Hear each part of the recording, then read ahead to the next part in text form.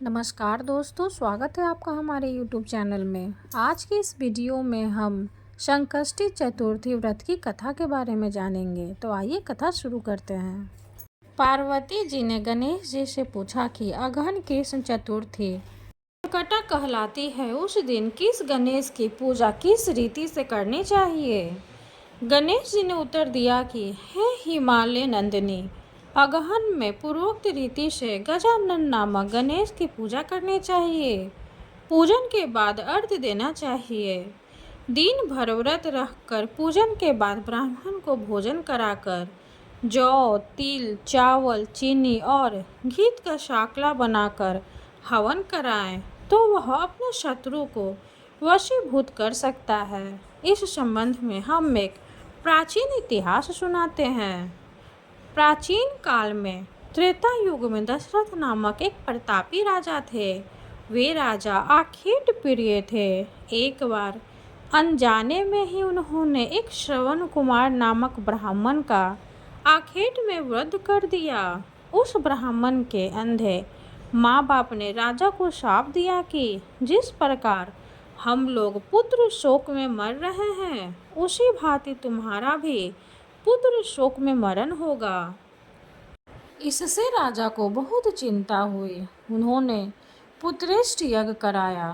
फलस्वरूप जगदीश्वर ने राम रूप में अवतार लिया। भगवती लक्ष्मी जानकी के रूप में अवतरित हुई।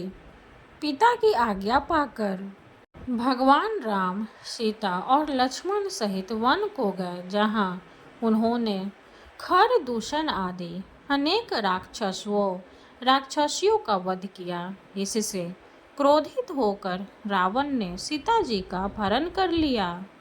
सीता जी की खोज में भगवान राम ने पंचवटी का त्याग कर दिया और ऋष्यमुख पर्वत पर पहुंचकर सुग्रीव के साथ मैत्री की।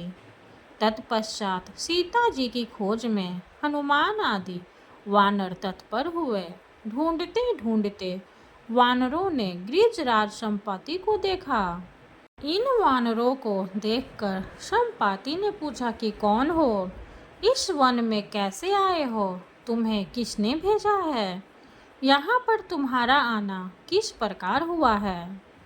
संपाति की बात सुनकर वानरों ने उत्तर दिया कि भगवान विष्णु के अवतार दशरथ नंदन राम जी सीता और लक्ष्मण जी के साथ दंडकवन में आए हैं। वहां पर उनकी पत्नी सीता जी का अपहरण कर लिया गया है।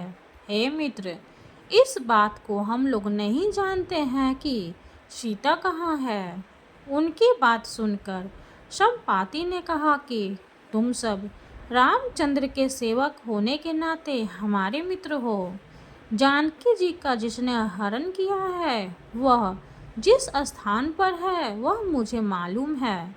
सीता जी के लिए मेरा छोटा भाई जटायु अपने प्राण गंवा चुका है। यहाँ से थोड़ी ही दूर पर समुद्र है और समुद्र के उस पार राक्षस नगरी है। वहाँ अशोक के पेड़ के नीचे सीता जी बैठी हुई है। रावण द्वारा अपहरण सीता जी अभी भी मुझे दिखाई दे रही है। मैं आपसे सत्य कह रहा हूँ कि सभी वानरों में हनुमान जी अत्यंत पराक्रमशाली है, अतः उन्हें वहाँ जाना चाहिए। केवल हनुमान जी ही अपने पराक्रम से समुद्र लांघ सकते हैं, अन्य कोई भी इस कार्य में समर्थ नहीं है। संपाति की बात सुनकर हनुमान जी ने पूछा कि हे संपाति, इस विशाल समुद्र को मैं किस प्रकार पार कर सकता हूँ, जब हमारे सब वानर उस पार जाने में असमर्थ है, तो मैं ही अकेला कैसे पार जा सकता हूँ। हनुमान जी की बात सुनकर संपाति ने उत्तर दिया कि हे मित्र, आप संकट नाशक गणेश चतुर्थी का व्रत कीजिए। उस व्रत के प्रभाव से आप समुद्र को क्षण भर में पार कर लेंगे। संपाति के आदेश से संकट चतुर्थी के उत्तम व्रत को हनुमान जी ने किया। हे देवी, इसके प्रभाव से हनुमान जी क्षण भर में समुद्र को लांघ गए।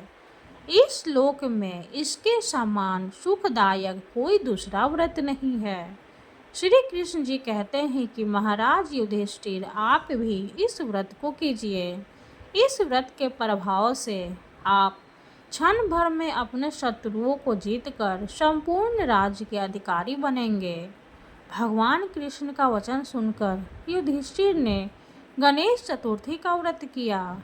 इस व्रत के प्रभाव से वे अपने शत्रुओं को जीतकर राज्य के अधिकारी बन गए। कथा समाप्त हुई। अब हम गणेश जी की आरती करेंगे। जय गणेश जय गणेश जय गणेश देवा, माता जाकी पार्वती पिता महादेवा। एक दंत दयावंत चार भुजाधारी, माथे सिंदूर शोभे मूष की सवारी। जय गणेश जय गणेश जय गणेश देवा, माता जाकी पार्वती पिता महादेवा। पान चढ़े फल चढ़े और चढ़े मेवा, लड्डुअन का भोग लगे संत करे सेवा। जय गणेश जय गणेश जय गणेश देवा, माता जाकी पार्वती पिता महादेवा। अंधन को आँख देते कोढ़िन को काया, बांझन को पुत्र देते निर्धन को माया। जय गणेश जय गणेश जय गणेश देवा, माता जाकी पार्वती पिता महादेवा। सूर श्याम शरण आए फल की सेवा, माता जाकी पार्वती पिता महादेवा। जय गणेश जय गणेश जय गणेश देवा, माता जाकी पार्वती पिता महादेवा। दीनन की लाज रखो शंभु सुतेकारी, कामना को पूर्ण करो जाओ बलिहारी। जय गणेश जय गणेश जय गणेश देवा, माता जाकी पार्वती पिता महादेवा। भगवान गणेश की जय, माता पार्वती के लल्ला की जय। वीडियो अगर अच्छी लगे तो लाइक कर दे, चैनल को सब्सक्राइब कर दे। धन्यवाद।